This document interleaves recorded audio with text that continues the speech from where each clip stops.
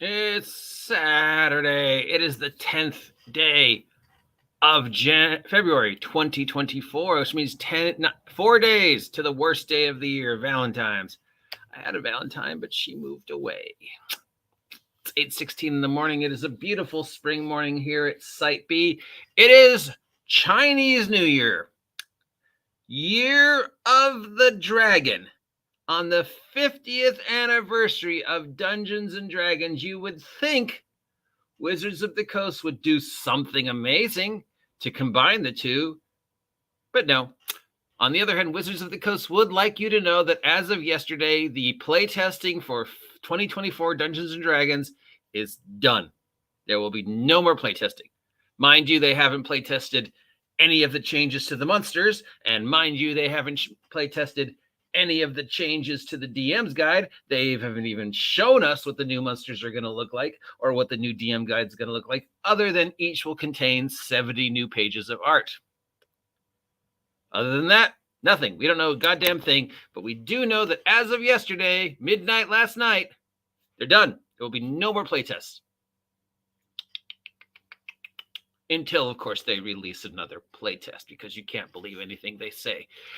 What's up, nerds? It's your boy, the OGGM, coming to you live from Site B on a gorgeous Saturday morning. It is once again time to do this raid thing. I don't really know what to call this segment.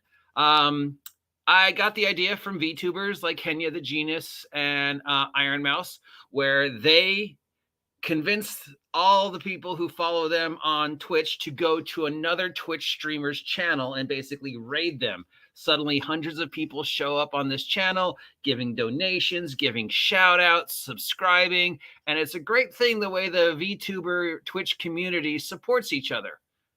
I'm unfortunately, yes, I listen to VTubers. Sometimes when I'm trying to fall asleep, or if I, whatever, sometimes they're fucking hilarious. The VSojo girls are just funny as shit. So I've become a VTuber fan during the pandemic, and I saw them doing this, and I was thinking, how can I do the same thing in the YouTube community with my limited abilities to do this? But I thought it'd be cool to check out other YouTubers in my same neck of the wood, give them a little love, show you some links. Maybe you go over there and check them out and think they're really, really awesome. Maybe you go over there and think they're awful and never talk about them again. Maybe they see that I'm doing this and some of their fans come here and help us reach 2,000 subs. I don't know. I mean, maybe nothing will ever come about this and you're all going to be like, stop doing this. It's stupid. But so far, I've done like 3 of these, and people generally like them. So let's go and see. I've only got 1, 2, 3, 4 today. I really got to get started getting deeper into the more obscure ones. But yeah, all right. So number 1 today is the Basic Expert. This guy has made a lot of games on the drive-through, and he's constantly working, constantly posting, constantly researching. Occasionally he interviews people. The last time he interviewed somebody, he got in a lot of trouble from our next individual, which a lot of people started a little bit of a Twitter war last year between this individual and another individual, and ended up getting the Basic Expert a ton of new subscribers, and made the other individual kind of look like a fucking mark. But we'll get to that in a second. Anyways, yeah, he's created 3 games that I know of that have been kickstarted and drive through. One of them is his Aztec fantasy game, which he spent like 5 years researching. I can't pronounce the name, but it's based upon, South American cultures, Aztec, Incas, like that. And what if they progressed, and, what if that heroic mythology of that part of the world was actually, real. So D&D, but based upon South American cultures, South American mythology, and South American history. Despite the fact that he is Hispanic and of South American descent, one of the many things people gave him crap for was because, what do you know about Hispanic culture? How dare you write a game about South American culture and South American history? And he's like, well, I spent like 5 years researching this, and I am. But whatever. Yeah, he's got 4.39 subs. So he's got way more subs than I do. But give this guy some love. Check out his product on drive-thru, and maybe in return, some of his guys will come over here and we can reach 2,000. I'd be happy with 2. 2's my goal. 2 has always been my goal. 2,001 subs, just so I have one more sub than Aaron the Pendantic. It's always been the goal.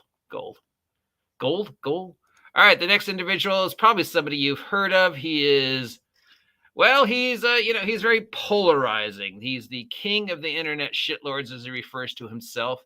RPG pundit or Kasimir Urbanski, the final boss in internet shitlords. This guy, as a tabletop role-playing game creator, is amazing. He's got product coming out almost weekly. His product and the amount of research he puts into his product is, bar none, some of the best. I mean, some of the best source books out there, even if you don't play the game. He's made some incredible source books. He's incredibly prolific. He's very intelligent. He has crafted this persona of the RPG pundit that he portrays when he's on YouTube, which is just an amazing character. He has 7.52 subscribers. So obviously he knows what he's doing.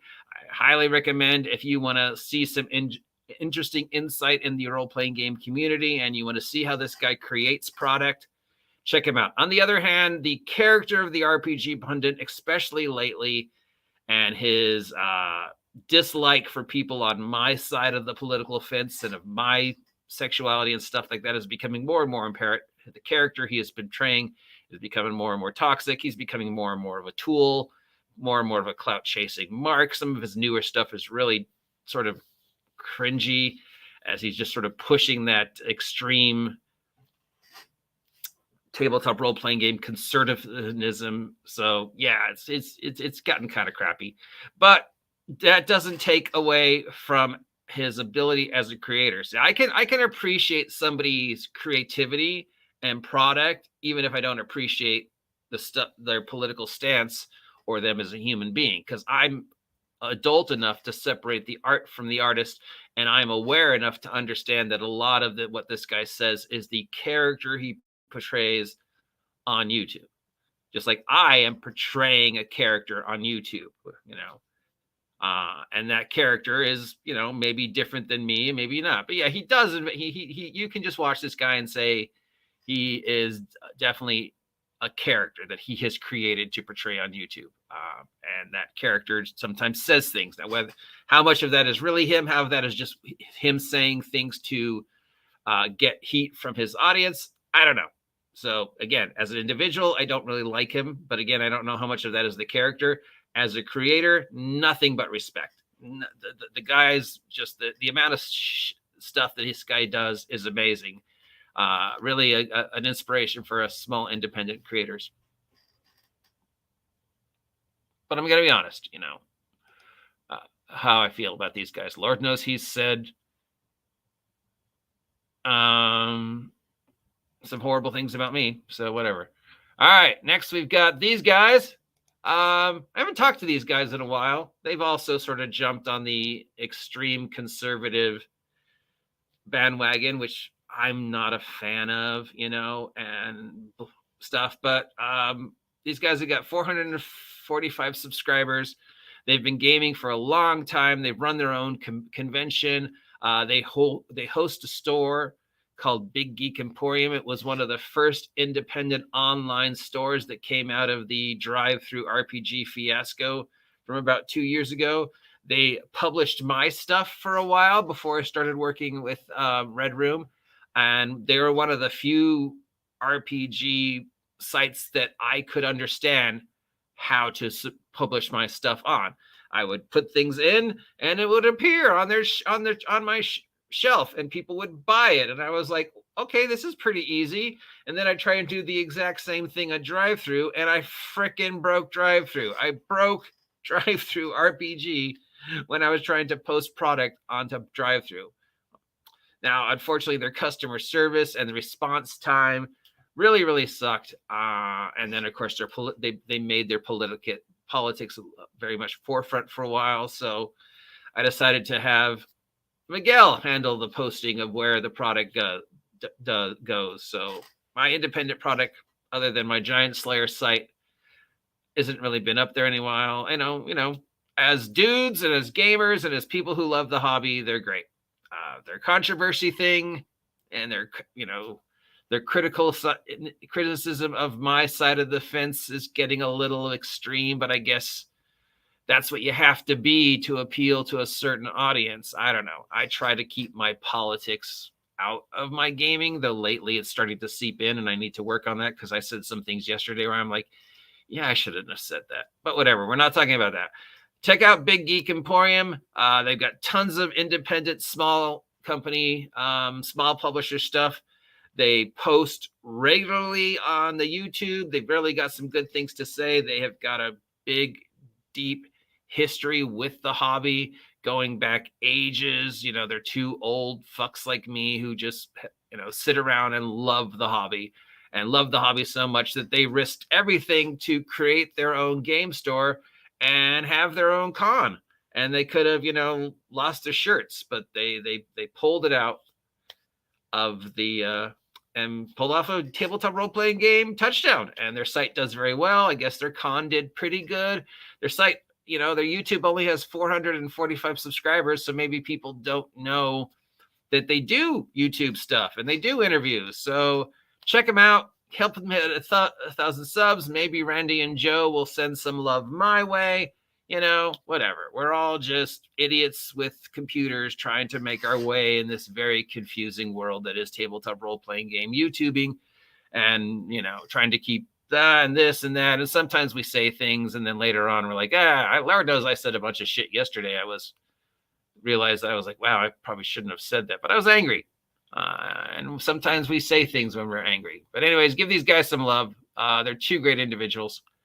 All right, we got one more to go today because now I've gone through all the ones that are really, really well known and that I really, I see a lot. I'm doing this by the amount of time I see posts.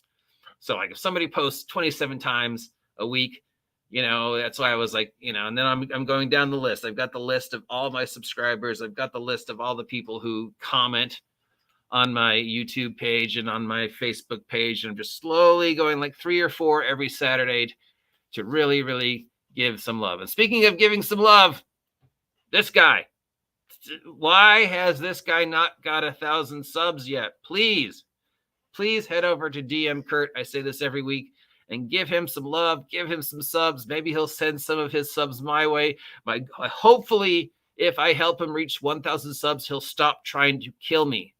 Because as you know, he sends me mystery food every couple weeks that I eat online. And it kind of feels like he's trying to kill me. I mean, those chestnuts were just awful. I mean, I appreciate that he sends me food and he pays out of pocket. I do, I give him shit in return. I send him a whole bunch of PDFs and stuff. But yeah, help him reach 1,000 subs, guys, please. I mean, it's not that I don't appreciate the food, but it's obvious. I mean, he's trying to kill me. Let's face it. Because he knows if he sends it to me, I'll eat it no matter how awful it was. Finally, what can I say about this guy? What can I say about this guy? This is Shoner. He has 2.61K subs. He posts all the time. I have 3.1K videos, 2, 3, 4, 5 times a day. His whole thing is finding other YouTube channels and then making anywhere from 20-minute long to 2-hour long commentaries on everything these guys say. And usually those commentaries are negative. Occasionally he finds something positive, but most of the time he's just picking on them. One guy he picks on a lot is my buddy Scott. How my long-term relationship with J. Scott Garrity, one of the very first tabletop role-playing game people to threaten my life. I fucking hate Scott, but I also feel really, really bad for him. So yeah, he makes videos where he just insults people. Now, see, when he's talking about the hobby, when he's talking about product, when he's talking about science and ship design and Traveler, this guy is always my, hey, you want to learn more about Traveler? Go over to Shoner. But when he's talking about gameplay and the real way to role play and how everybody doesn't live up to his expectations, and how he's the right way to role play guy, and it's just sometimes it's insightful. For more often than not, it's just kind of painful to watch his videos sometimes, especially when he talks about Scott and some of these other guys. It's like, dude, you're just punching down. Not that I don't turn down free press when he starts to insult me and call me an idiot, because we know how I feel about free press. But yeah, he's just a condescending, clout chasing mark. And the biggest thing, his biggest thing is, I mean, let's take that thing away from this guy. This guy has an amazing radio voice.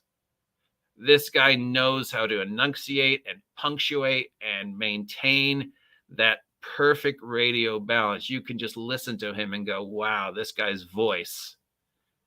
He could do fucking ASMR and you'd be asleep in like 5 minutes. And when he does talk about stuff he knows about, he is incredibly well knowledgeable about the industry and the building and the stuff like that. I mean, it's not like he doesn't have things to say, but when he's just picking on people and pointing out everything wrong with them, it feels like he's bullying to, appeal to a fan base. It's at what we call the cheapest type of pop. He mines the cheapest type of heat. He's the pro wrestling heel who shows up at a town and badmouths that town's sports team because he knows the crowd will get angry at him. But once he leaves that town, he's completely forgettable. And then he says, over and over again, his style is so much better. But then when you watch the videos, him actually role playing, wow. It's just, wow, dude. If you reviewed yourself, you would say as many negative things about the way you play as you do about other play. Because if you watch him play, yeah, it's nowhere near as amazing as he claims he is, at least the few videos that I've seen. So I don't like that, he punches down to thing, but that's his whole thing. That's his character. Some people appreciate that. He picks on Scott a lot, which, at this point, anybody who makes videos about Scott, I have no respect for anymore. I mean, just stop. Leave the guy alone, okay? Leave fucking Scarabee alone. I mean, I know I'm as guilty as anybody else is talking shit about Scott, but, he's talked shit about me. And I could say, well, he started it. But I mean, he's not going away. He's not going to change. Nothing you say or do is ever going to make a dent in the wonderful delusion that is the world of J. Scott Garrity. Making videos about him to get a cheap pop is just pointless now. It's painful that people still do this. It's like, leave the fucker alone.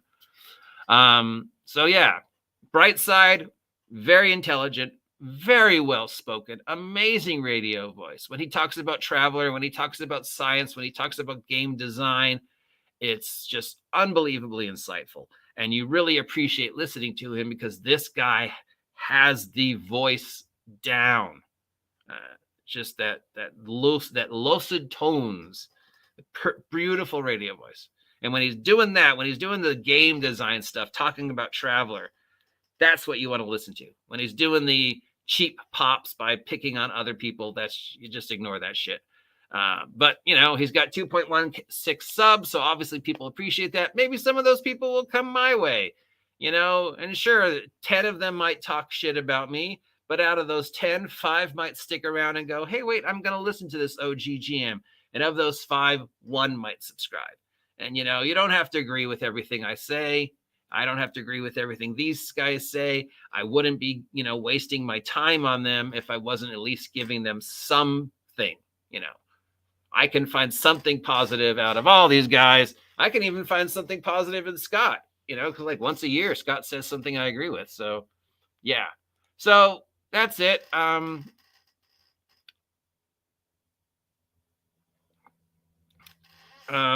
Yeah. And then finally, this week's VTuber, who I got, like I said at the beginning, this idea comes to me from basically watching VTubers and during the pandemic and stuff. And our girl, Hanya, she is just awesome. She's hilarious. She's cute. She's funny. She's foul-mouthed.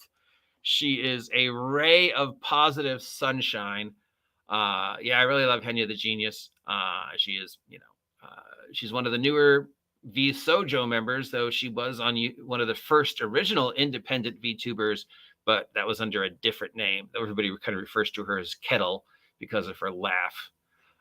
So yeah, she's one of the, like I said, like this idea comes from VTubers where they say, hey, let's go to another VTuber Twitch streamer site while they're broadcasting and, just give them love, give them support, give them checks. So I'm hoping I'm going to do that's the same.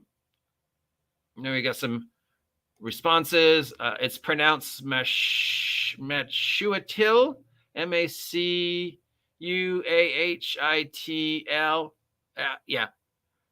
Basic Expert is a good dude and he has ducks. That's absolutely. Howdy, Nerdy Ogre. Cal, one of my very first subscriber. Shoner, another person who needs to stop and look at himself. Absolutely agree. Seven Beetles of Doom, controversial opinion. Games Workshop at its worst is better marketing IPs than Wizards of the Coast Hasbro. In the last 10 years? Yeah, absolutely. I mean, God damn it, Games Workshop doesn't really do, compare, I don't know, because Game Workshop is huge in Europe, right?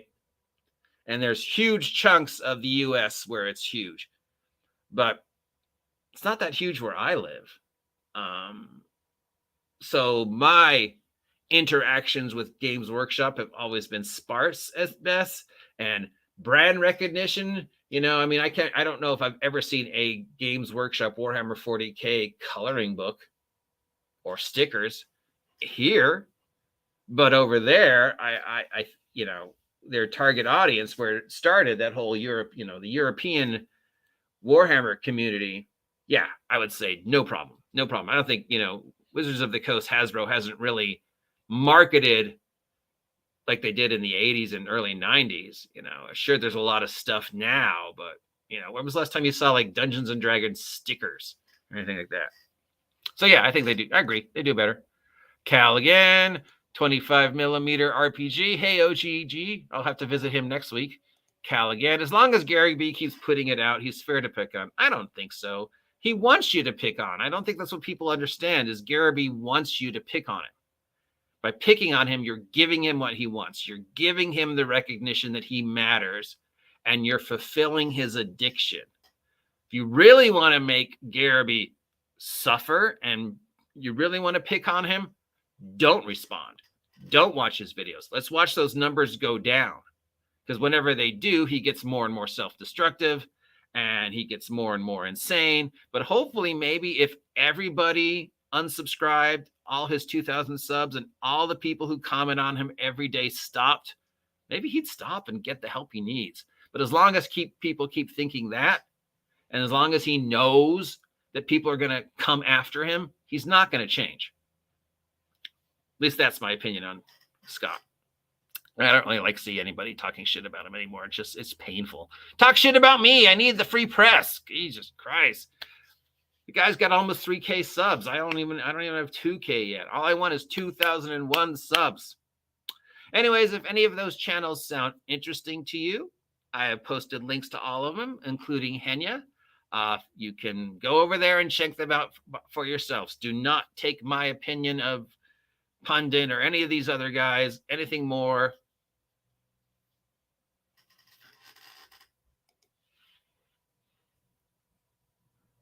Oh, yeah.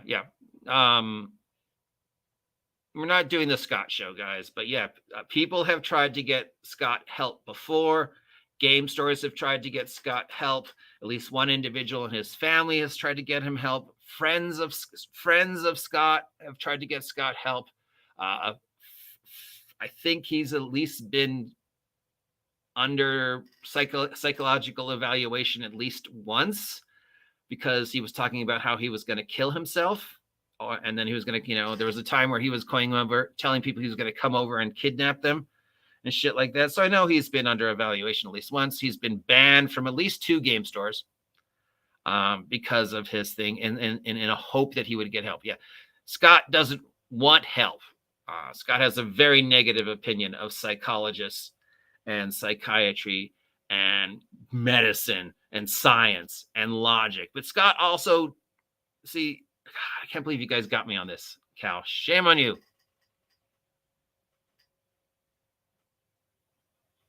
I think Warhammer is more popular with a younger crowd than D&D, despite marketing to kids. South Park references to the kids playing Warhammer Yep. Plus, Warhammer is just fucking cool.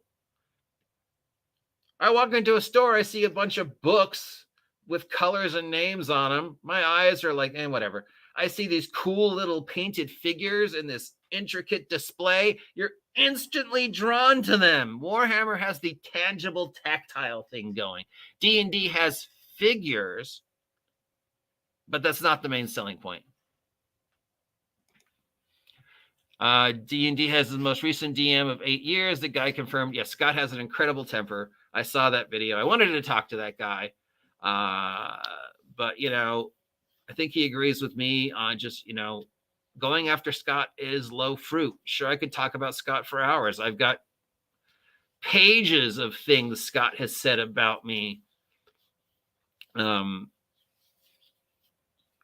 And stuff, so yeah, but I just don't think you do what you're going to do. It's America. If you think going after Scott is fair and that's what's, going to get you whatever, I don't know. Whatever else you do, you post a video about Scott, you get cheap heat.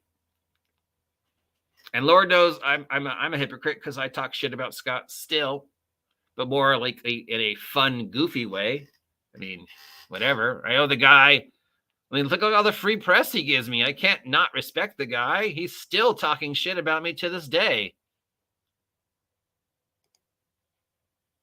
Why is the price tag on Warhammer so high? Because it's expensive to make those things.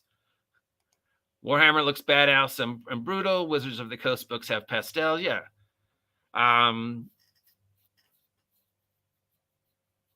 Yeah, if you just walked by Wizards of the Coast books and you didn't know what it was, you probably wouldn't recognize them. If you weren't specifically looking for them, if they were just on a shelf with nothing else and your brain didn't know unconsciously what they were, you'd probably walk by them. The Muster's Manual, I don't know what that is. Where's the book I'm looking for?